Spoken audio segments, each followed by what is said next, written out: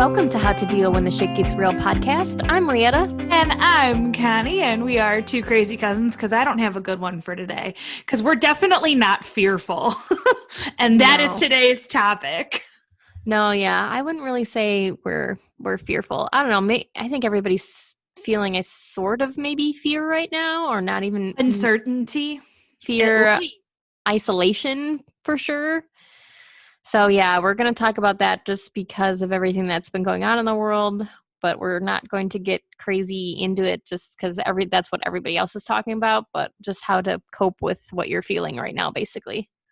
And like my mom has said to me multiple times, worrying about what's going on is just going to enhance your fear. She said it's simpler than that, but it does no good to like constantly worry and stress about COVID and everything else. Yeah, basically what I always remember my mom telling me is worrying isn't going to change anything. You can worry about it, but it's not going to change what's happening. Exactly. But we know a lot of people are in fear right now, fear of losing their jobs, fear of losing their houses, their cars. Or already in the midst of it. I mean, especially jobs. I think car and house is all kind of up in the air. We're waiting to see what the government does, right? Yeah, but if you lose your job, then the house and the car might come next, or for sure. Or you're just low on money or whatever it might be, and a lot of people are dealing with it right now. And that stress and fear of, it's almost really the fear of unknown, because you don't know if X, Y, and Z will happen to you. Me, for instance, I don't think anything will happen to my job, but I don't know because companies view this as uncertain times. They're unsure of profitability, so they might tighten the reins. And that might mean layoffs. You never know. And that's the real fear to me. It's the fear of what comes next. What could happen, that fear. There definitely is a lot of uncertainty right now because we don't know when things are going to open up again. We don't know what's going to happen with the election. We don't know just a lot of things we don't know. So people are feeling very unsure. Very rocked. And they have been since March. And some are worse than others, as always. Yeah, we have at least the one certainty, which is kind of a flip for us because in the military, a lot of things are always very uncertain. But the one thing that at least we do have for certain is Kyle will always be essential. The military is never going to not get paid. So we at least have that going for us. Yeah, I feel the same way about Tom's job and mine. And I know that sounds weird because I am not a government job, but both my job and his job are supplied by the government. He gets a lot of government contracts, and so do I. Like, all of my work is supplying government with software. So my department hasn't had layoffs in over 15 years. That's good. Because of that. Yeah. But not everybody is that lucky. Yeah, that's the big thing, and that's why we're on here, because there's definitely a lot of people that are not that lucky. There's a lot of people that are unfortunately losing not only their jobs, but they're losing homes, and homelessness is going up, and depression and anxiety, like we talked about a few weeks ago, is going up. People are feeling very isolated. It's just kind of a scary time. For sure. And it also, because it's, a disease, it also divides you. You're not only just worried about like your house and money, but you also don't have your support system, because if you're taking everything about COVID to heart, you're not allowed really to see people unless it's maybe outside 6 feet apart. But that kind of destroys your support system, the people that you would turn to with your worries. And doubly, they're also going through the same shit. Right. You know what I mean? Yeah, I know. Me too. Yeah, and I just had a friend, her husband he randomly passed out and had to go to the hospital. And, when they're in the ER and they're just kind of figuring things out and running tests, she can kind of go and see him. But once he's admitted, you aren't allowed to go into the ICU and stuff anymore because of COVID. So, I mean, can you imagine your husband, your spouse, whoever randomly passes out. You have no idea why. They get admitted to the hospital, and then you're not even allowed to go check on them. Yeah. Talk That's about crazy. not only fear, but definitely isolation. And then your poor spouse who's trying to figure out why they're in the hospital is doing it by themselves, surrounded by people that they don't know. And have you seen all of the stories of women giving birth in hospitals and how Mm-hmm. they're all basically isolated? Nobody really comes near them until it's the last minute. And there was crazy stories of like husbands not even being able to be in the room. Super crazy stuff. I'm glad I'm not pregnant. That sounds absolutely horrifying. And Yeah. even family members of mine who are currently expecting are navigating a whole new world because you can't even have a normal baby shower. Mm-hmm. And they want people to get extra vaccines if they come to see the baby and all this crazy shit that's, we're going to save our money then and not fly out and see you because, sorry, it's too expensive. That's the other thing that's kind of crazy because since we are virtual learning and my husband is gone, I was like, oh, well, I could fly home and we could do all this from home and I could live with grandma and live with my mom, and bounce back and forth. And then grandma's not alone. And I was okay, well, flights are $700 one direction. Not so much about that. So, I mean, I feel like they're literally making it impossible right now. They're taking your jobs away. Flights are still expensive. They're isolating you, telling you can't go anywhere. And then it's like you're stuck. There's nothing you can really do. Yeah, and it's not like at the beginning of COVID where all of the flights plummeted. Yeah. Now they're like, nope, don't care. We're having full flights. Yeah. Sorry, we're a corporation. We have to make money. And they're And now also trying to make they're, up for the fact that yes, they weren't before. exactly. So they're trying to make up for the money that they lost before. So they're almost even more expensive than they would be. Exactly. It's really depressing. Like I was like, oh, it'd be great to go home. I could spend time with grandma. I could spend time with mom because our grandma, as we've talked about before, is not worried about this situation at all. She wants to hug. She wants people to come visit. She's been to Florida. She's been to Vegas. She's doing And her we best don't damn care. thing. Our whole family, we're going to be honest here and say some people might hate this, but a lot of our family just doesn't particularly care and is not really worried about it.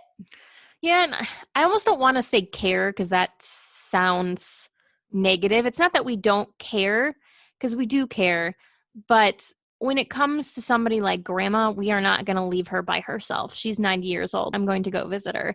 It's just we don't believe it's as dangerous as they're trying to make it seem. We care Or about other at people. least or at least we don't believe that we should have to isolate ourselves from family members at Yes. minimum. Yeah. I mean, I don't know what they want people to do. I mean, it was one thing when this was okay, we're just going to do this for a few weeks to get it under control and then everything's going to go back to normal. And here we are 6 months later and we're still having the same discussion.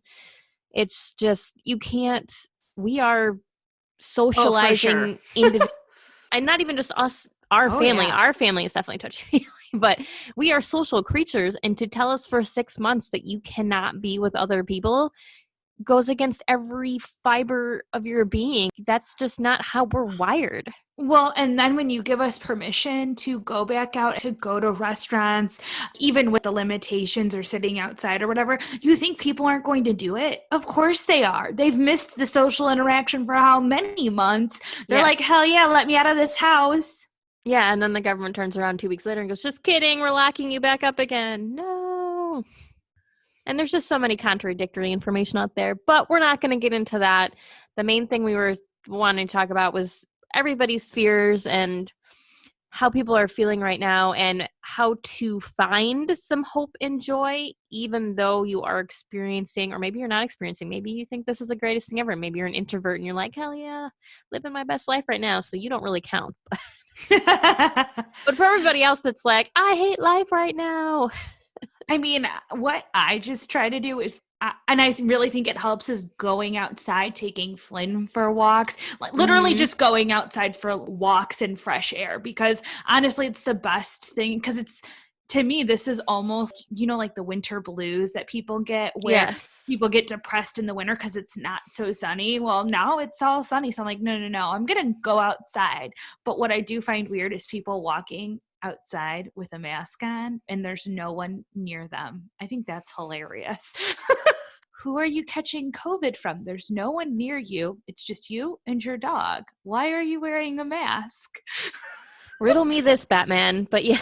Yes. I'm like, uh-huh, okay. It is also a problem because now everybody is outside and some of the parks get really crowded. Yeah, you do have to pay attention to stuff like that, but getting outside is a good trying to find something that's hope and joyful because also like Connie said, the sun, getting sun and feeling the warmth and the vitamin D, that also makes you feel better. So even if you don't have a dog or an animal of any Yeah. sort, you can still get out and go walk around your block. And yes, it might not be ideal. Go ride your bike. I know Tom, Connie's husband, rides his bike a lot. So whatever something that you like to do, because it is warm right now, we're still in the end of summer going into fall, might as well take advantage of being outside while you can, because not everybody can live on a beautiful island like me. I know, it's really disappointing. What I've actually really missed is because they've been opening and closing a while now. The beaches, because we're Yes. near Lake Michigan, but it's you never know. One day they're open, the next day they're closed. I'm like, okay, can I get a full fine answer? So I just haven't even bothered to go to the beach, and I normally like to go at least once a month during the summer. Oh yeah, we go to the beach constantly, and our beaches, it's our rules are so stupid. So the beach is closed. You're not allowed to sit, stand, lay down, have a cooler, have an umbrella on the beach. But you can use the beach, as they say, to traverse to the water, and you can be in the water because apparently COVID doesn't know how to swim. So you can be in the water. You can stand up paddleboard, float on a floaty, whatever you might do in the water, scuba, snorkel. But there even ran into situations where, people have little babies. And obviously, if they're little babies, they're not going super deep in the water. So you're just kind of sitting in the shallower part of the water, but you're in the water. But there's been situations here where PMO, which is the military police, will come up and be like, you're not deep enough. Wait a minute. Where in the rules does it say you have to be waist deep? There was no speculation on deepness. It was just you had to be in the water. So same thing like you were saying, Connie, I haven't even been to the beach because I don't want to deal with gray area or whatever where they're like, oh, you're not deep enough. Well, I have an 8-year-old, can't really, be up to my neck. And he's going to be like, Yeah, really. Well, and also that's not also necessarily enjoyable for you, especially because you like tanning. How are you going to be able to tan in the water if you have to be at a certain depth that too. I mean, I have a floating in raft it? and I have the stand-up paddleboard too. So I could lay on the paddleboard and just rope it down somewhere, but it's still I kind, don't know how you would even rope it down. oh, I have a weight for it, but Oh, it's an extra process and it's annoying, and I like being out on the water, but if I'm out there too long, because you're like bobbing around, you get kind of seasick. well, and also it's sometimes nice to have the option to go get drinks out of Yeah. dehydration is a thing, especially in the sun all day. You need sunscreen. Where else are you going to put these things? You have to carry them onto your paddleboard to go into the water. Yeah, and that's why it's all weird. And I guess I understand their theory behind it that if you're in the water, nobody's really right next to you. We're on the beach, if you're sitting, people are just going to sit wherever. But still, like you said, I bring a bazillion things to the beach, especially when you have a kid. Where the hell am I supposed to, I'm supposed to just bring it all out in the water with me? Okay, but wouldn't it just be okay? So if you have these police officers, right? People who are keeping charge of the beach. I don't know the term, I don't care. So wouldn't it be just as easy to say, hey, you need to move over 5 feet? Which is what they were doing originally. Like first the beaches were totally closed, and then when they reopened them, it was like, okay, you can be on the beach. You have to be 6 feet apart. And the PMO, the military police were out there, if you were too Patrolling, yeah. close, going, okay, you have to move over there or you have to be over there. But now it's the stupid water rule, and like, okay, fine. I don't understand it, but okay. I don't understand why I can float on the water by the beach, but I can't lay on the beach. I mean, I'm still outside, so Well, and also, I guess that's another thing of fear. What if, okay, you're a person who is afraid of deeper water? There are people who are like, yeah, I'm fine with just being in the shallow part, but I won't go any higher than knee. You know what I mean? What about, I mean, we're bringing it back to fear, is there are all different types of fears, and clearly COVID can reach all of them, because you could have a yes. fear of swimming, and what if you wanted to take your kids or friends or family, Yeah, and then it's fucking ruined. and certain beaches, I mean, we do have certain beaches that are quieter, but most beaches, you know how the ocean is. The ocean's not an easy mistress. I mean, she's got undertows and big waves and rip currents, and it's a very dangerous place when you really think about it. Oh, So for sure. you have to even be at the right beach to even be in the water long enough, because if you're out there, you're gonna exhaust yourself trying to fight the current for an hour. Well, yeah, and actually it reminds me of Lake Michigan, because the current can be pretty strong. I mean, obviously not as strong as ocean current, but Still. on the days where they had the red flag and the high waves, we could only really be out there for like 15, 20 minutes before going and basically passing out on the beach towel. Or at least getting food and water, because you're so drained. Just after 15, 20 minutes, you need to take a good 15, 20-minute break. Yeah, it's no joke. So, I mean, Yeah, it's not a very practical plan. I don't no, it's know. not. And, we're seeing a lot of things that aren't very practical and are having a lot of negative impacts. Our unemployment rate went from one of the lowest it had been on record since post World War II to being one of the highest that it's been Oh, I'm in a sure. long time. So, And that doesn't surprise me, because a lot of people are probably employed in the hotel industry, and the hotel yes. industry is dying, and they have to make cuts to be able to survive and even keep the hotel. The hotel You know, industry and the travel industry in general. it's just My sister-in-law her husband is a travel agent, and he's been laid off, and they're like, well, hopefully we can, bring you back on. And they were supposed to do that within, I think, a month, and it's, we're 6 months later and he's still not working. And they're talking about having to move home because he has no job. I mean, it's crazy. that is, it's rough.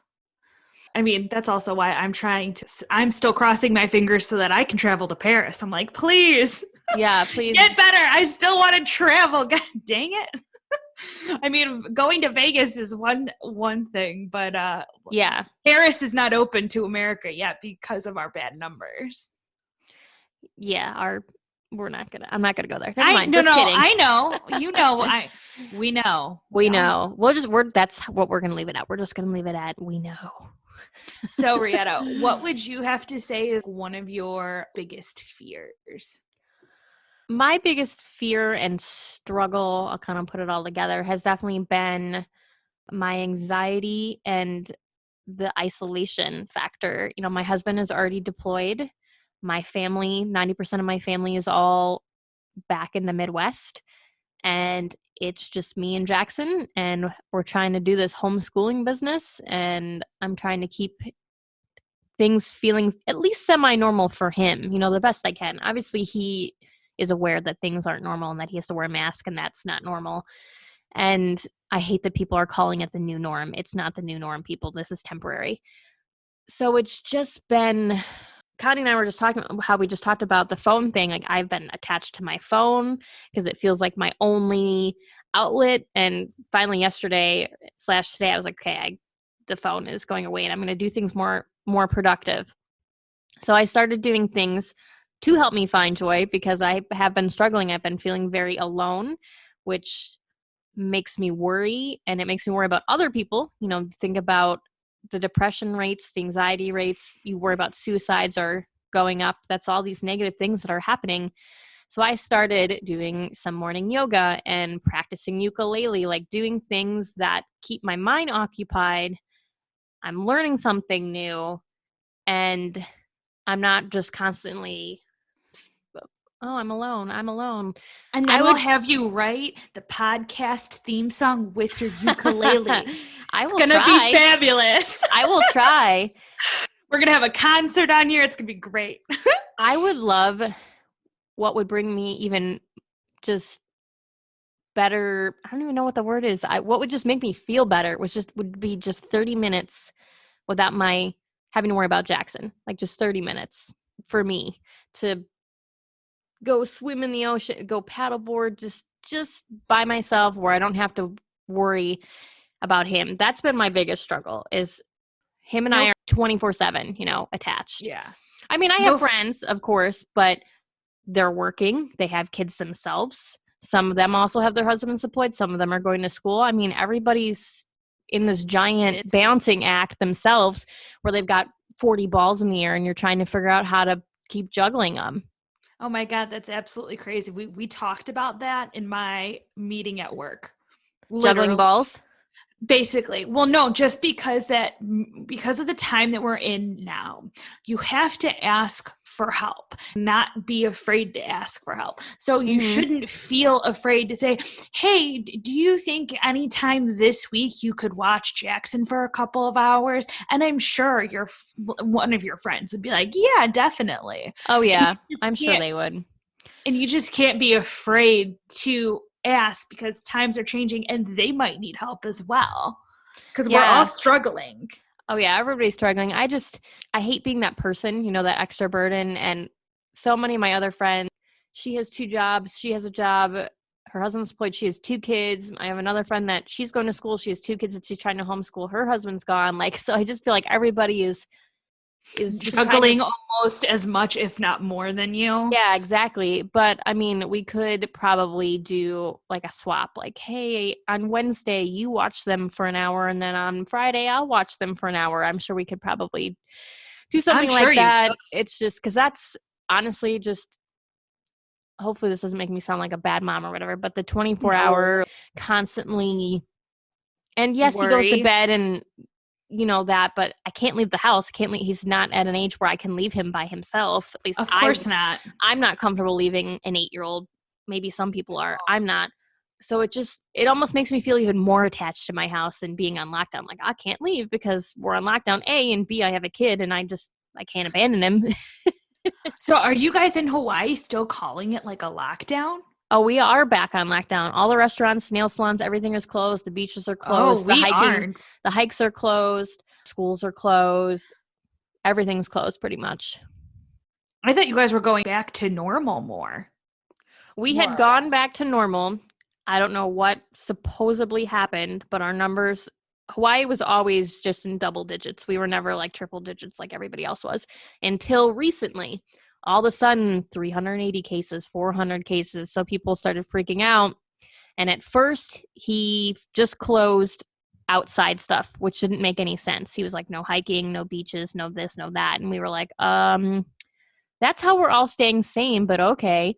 And then like a week later, he's like, okay, restaurants, everything else closed down too. So yeah, we're pretty much back on full lockdown. Wow. Yeah, I think the only rollbacks we did is, I believe for now, we're not allowed to eat inside anymore. You can only go and eat outside. Takeout. Yeah, takeout or outside, yeah. Yeah. That was my biggest fear. It definitely messes with my anxiety. I do the worst case scenario, jumps in my head like I've talked about before. So those are my biggest fears, I guess. What about you, Connie? I know. I was trying to think about this when you were talking. And I think my biggest fear, because I have not been crazily impacted by this, is that this will stay the norm because it drives me out of my mind. It drives me wild. I think some of the stuff is insane to think about long term. It's not insane right now, obviously, but to think about this, my biggest fear is that this will continue and that people will keep on basically fear mongering Mm-hmm. us into believing we constantly need a mask in public and all that kind of thing, because I don't really think that it's good for our immunity. Oh, After COVID has passed, and even really now, I mean, you're supposed to have, there are good germs and bad germs. And you know what Purell does? It kills all of your germs, the yes. good ones and the bad ones. It's not, to me, it ruins your immune system more than it's helping. Well, and think about what they taught us in school. You build an immunity by being exposed to things. So, how are we supposed to build an immunity when we are not being exposed? We can't. Exactly. And that's why I'm afraid that, yep, this is just going to continue. And I feel like even if we get a vaccine, which I personally probably will not take, Nope, and that is a absolutely not. personal choice. And if you don't like it, it is what it is. Sorry. And if you can't understand personal choice, I believe, we've probably talked about it a few times. So just go back to the, other episodes. No, there's no way. And actually, that's a fear that I have, that they're going to come up with this vaccine. And guess who they're going to pick to be the guinea pigs? The military. So then my husband's going to be getting the prick first for everybody else. And if it's shitty, like I'm imagining it's going to be, because what vaccine in the entire world has been created this quickly? Never. None. So yeah, but we're not gonna We're not going to go there. we're See, not gonna Brianna get has that. multiple fears, but I think that's one of my fears, and that's just from COVID. But in general, I normally fear unknown situations. Yes. For instance, when I first started at my position, I have monthly meetings with my boss. And because I wasn't really sure how they would go, I had like a panic attack like first few times, just because I was Mm-hmm. like, I don't know how this is going to go. And my last boss yelled at me every time we had a meeting. So it was a little bit of, I'm afraid that he's like my last boss. And I really don't know how he runs a meeting. Like, I just get like anxious, really. Yeah. Well, and that's understandable. And I probably wouldn't have 90% of the fears I have if my husband wasn't deployed. It'd be a totally different scenario. And I wasn't on an island without my family. A lot of Yeah. that just spurs from situational. And in regards to your fear about it lasting a long time, honestly, I don't think the American people will stand for it much longer. There's going to be, I mean, look at the protests already happened. Big, huge protests in Berlin. I mean, it's already starting to happen that people are like, we're done with this. So I don't think you're going to, personally, this is just my opinion. I don't think you're going to have to worry about it lasting a long time, because the American people are not going to stand But for it 6 much months longer. has already been too long, in my opinion. Oh, it has. But, if this isn't done by the end of the year, it's going to get nasty. I have a feeling. And it's already kind of It creeping that already way. And Yeah. but really it has, because of COVID combined with other social problems that you're now Yeah. just realizing are problems, because guess what? You have nothing else to do. Right? That's another big problem. Everybody has nothing else to do but to get on the internet and argue with each other about Yeah. the numbers being right or the numbers being wrong or this or that or whatever. I deleted my Facebook app 2 days ago because I'm like, done. I can't. I posted one thing for the first time in forever. Was it that picture about the stats? Yes, that came directly from the CDC, and I had people attacking me because it wasn't And you know worded what? properly. And I'm It's like, and yeah, seriously? it was missing one word. Thing is though, is that even with the one word, because I think it's missing one. I think it's like missing like one or only or Even something if like even that. if it was missing a word, if you read it slowly, like you should, and interpret it, it wasn't missing anything. I read it multiple times before I posted it. People just like to pick things apart. And that was the thing that pissed me off. There were people that were commenting on there that have never commented on anything that I've posted on Facebook ever, but they had to argue with me. I'm like, who the fuck are you? Either way, so I know the stat you're talking about. And either way, 6% only having COVID, and every all the other the other percentages having one or more factor besides COVID, that is to me a big deal. Even if you're saying that, well, your tweet was misinterpreted and that's not what the CDC did, I get that, but that's still a big deal if you think about it in terms of statistics. Mm-hmm. I get it that it's not 100% correct, because it's a chart that basically says 6% only have COVID, and then all the rest of these different percentages have one or more. Comorbidities. Yes. Underlying conditions. Underlying conditions does make a difference. Well, people are It getting does. upset because they thought that it was saying that less people have died. And that's like, no, we're not taking away from the number of people that have died. We're just breaking down the statistics farther to show this amount of people that have no underlying conditions die from COVID. Mhm. Most of them have comorbidities that play a factor in it. Now, that's not taking away from the fact that, yes, COVID did complicate things and they did die, but it was not the only reason. And that, like you said, from a statistical standpoint, that makes a difference. Those are two different groups of people. It shows me and Rietta, who neither of us have really a pre-existing condition, that our chances of dying of just COVID are extremely low.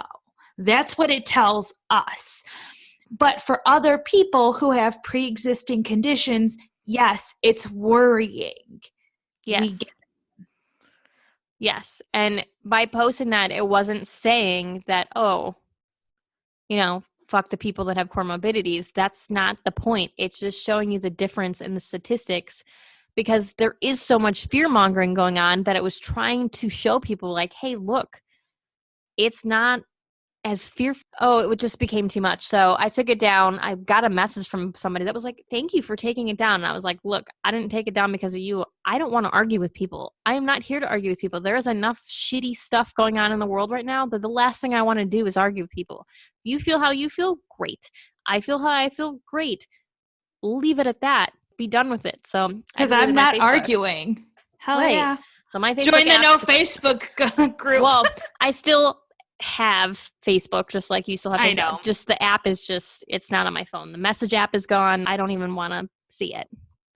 Yeah. People make Just me, trying to take the er, temptation away. I Versus just don't want I to like see it. have a Facebook, but I couldn't access it even if I tried. I just don't want to see it. It's fine that people disagree, like Connie and I have talked about in previous podcasts. You have the right to feel and to be scared. If you have an underlying condition, if you don't, whatever you feel about this whole situation is valid. But that doesn't mean that you have to force that feeling on somebody else. They have a right to have their feelings, and it's valid too. And I don't know why. I guess because everybody's bored and at home, that they want to argue with people about everything. And it's not what we need right now. We're tearing each other farther apart in a time when we need each other. Oh, for sure. And if you really think about it, it's just COVID is just creating and perpetuating fear, Yes. honestly, because you also have the media perpetuating fear. It's for some people, it could be a fear show 24/7.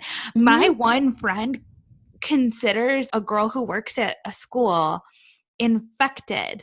That's not how you should think of people. You Yeah, shouldn't this is think of not the people zombie as the apocalypse. yeah. Oh, you're gonna be infected. What? Get out of here. Oh my goodness. I don't can't be her friend because she's going to be around children that could or could not have COVID and could never probably affect her or you. Like, I don't know. It's just so strange to think of a friend as, oh, you'll be infected. I mean, you know that the media's main goal is the fear. When the first thing they do, when it's like Channel 2 News, 5 o'clock news, and the first thing they do, and they go, hi, welcome to the 5 o'clock news. The COVID numbers are 500 count today, blah, blah. It's the first thing they dive into. That's the first thing they're telling you, what the COVID And numbers are deaths. and what the deaths are. So the first thing you hear Is at death. the beginning of the day and the end of the day is nothing but death and sickness. I mean, of course, that's going to make people afraid. As per usual. But there It's are some just, people that are perpetually afraid though, and for those people you need a therapist, a really good one. No, I do know. I have one friend who's perpetually, she's not afraid, but she's very negative. And in my mind, yes, you're negative and that feeds your anxiety. She yes. always complains about having really bad anxiety. And I'm like, yeah, you have bad anxiety because you're perpetually a downer. It's hard to be around her very often because she can be such a downer. Yeah, that's hard for anybody to be around. I have a friend like that too. And you do everything you can. I'm sure Connie's a lot like me, where you do everything you can to try to make them feel better and go, hey, you don't need to worry about this. And I get that you're scared, but this could also happen. And you're doing your best to make them feel better, but you can only do so much. And I mean, we're obviously, Connie and I are not saying that you should not be fearful of what is going on right now. There are valid fears to have right now, absolutely. Just don't let it take over everything, because like Connie said, you're just going to become this negative ball of energy. Yeah, and try to distract yourself, honestly. My whole distraction this week was cleaning and reorganizing cabinets, and I'm like, I felt so proud after I did it. See, and something so simple that you wouldn't have thought about makes you feel productive, makes you happy, makes you feel accomplished. I mean, Well, and I was honestly just sick and tired of like some of my cabinets. I was like, ugh, like you're dirty. mhm. I wanted the cabinet protector pads, whatever. Yes, yeah. So I went and bought those. Oh, yes, this needs to be done. I've been putting this off for too long, you know?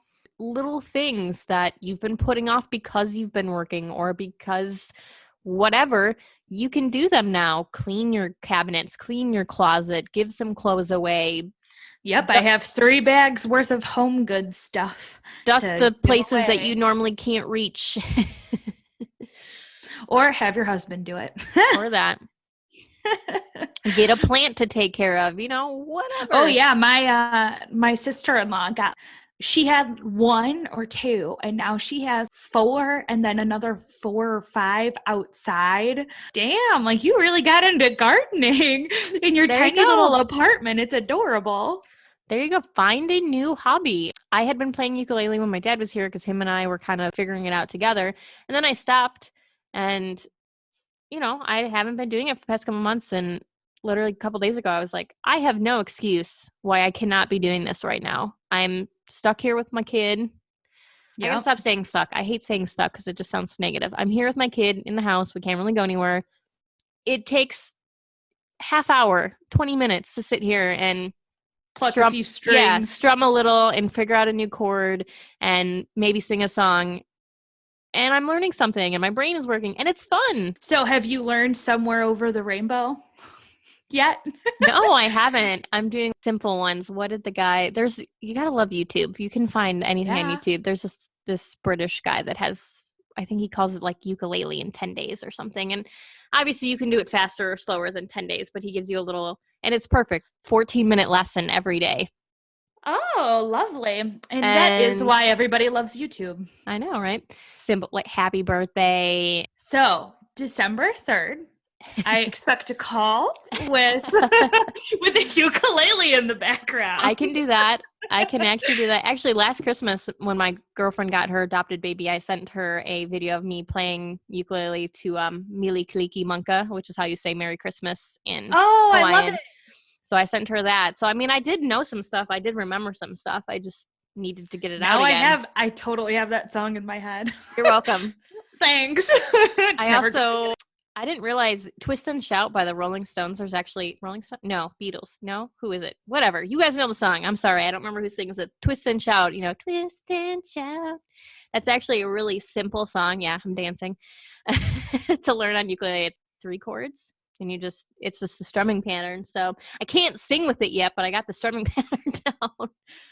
You don't realize how hard it is to strum and It's the sing Beatles. at the same time. See, I knew it was one of them. You were close. I Rolling Stones, I was like, that's not who played that song for sure. Well, I said Rolling Stones. I was like, no, wait, Beatles, and then I Yep. confused myself. You're like, it's So one of those. if you are not musically inclined, then draw stick figures, read a book, write a poem, whatever. Oh yeah. Or be crazy like me and have two jobs because you were like, well, I have nowhere else to go. And Hey, then quit it like 3 months later because you're like, nope, I want time to myself. hey, whatever works for you. No judgments here. No.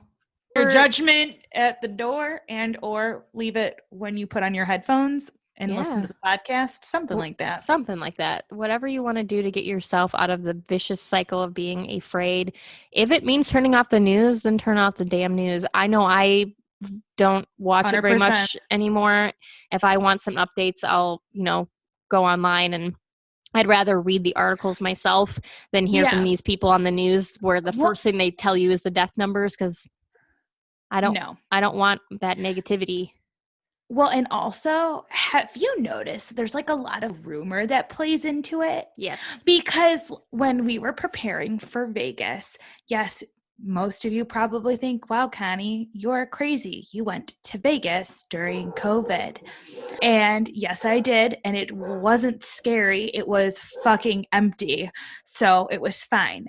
Anywho, And our 90-year-old grandma went with, just PS. yes. And when we were getting ready to go on the trip, I had family members. No, they're closing Vegas. They're closing everything down. You're not going to be able to fly there, or you won't be able to fly back. Yada, yada, yada, all that stuff over and over again. And nothing happens. Yeah. It's closing. But there's always that rumor that Illinois is closing again. You could literally look up Illinois closing. You'll probably find some article that's like, yeah, it might not be reputable, but there's probably somebody out there saying, yep, Illinois is closing. Yeah. So that's the main thing. Don't just listen to the news. Don't just get your information from Facebook like we've talked about before.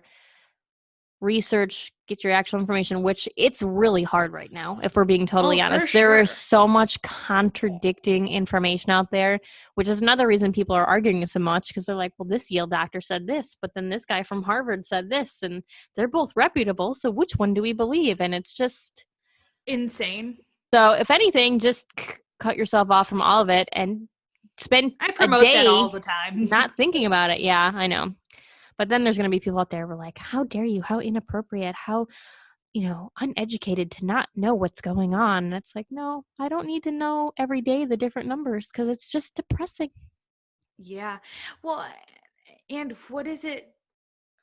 Is it really informative?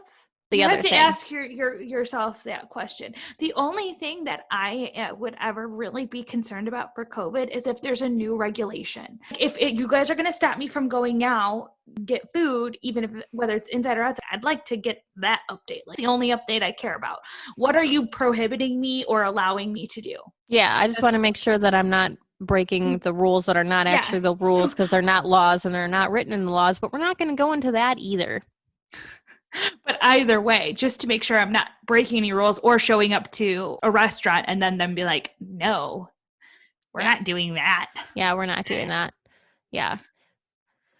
That's mainly what I'm concerned about. I'm concerned about when I can get my food. Just kidding. We just want food. That's all we want. That's me, 100%, all the time. Well, I think we're ready for a recap. Don't be afraid. I'm not afraid. I believe that is a song. It is afraid. That I really butchered there, but you're welcome. Be not afraid, my child. That got creepy. It did get a little creepy, but we'll leave it. Oh, great. So yeah, there's a lot of shit going on, and find ways to be happy and manage the stress, to not be afraid. I don't want you guys drowning in fear, because there's a lot of that going on. And honestly, you guys should really feel proud of us that it's taken us this long to have this long of a chat about COVID. Because we were like, this whole time, we're not talking about it. This is not a political podcast. And the only reason why we did talk about it is because it causes a lot of people different social issues, you know? So Yeah. be proud, because everybody else, they're on that topic every fucking day. And don't you Yeah. want something different? That's why you come to us. Yeah, that's why we haven't talked about it. And we still stayed away pretty much for the most part from the political part. We were just basically just telling you to not live in fear and to know that there are positive things even in this crazy time that you can do to keep yourself afloat. And like we And have, be not afraid.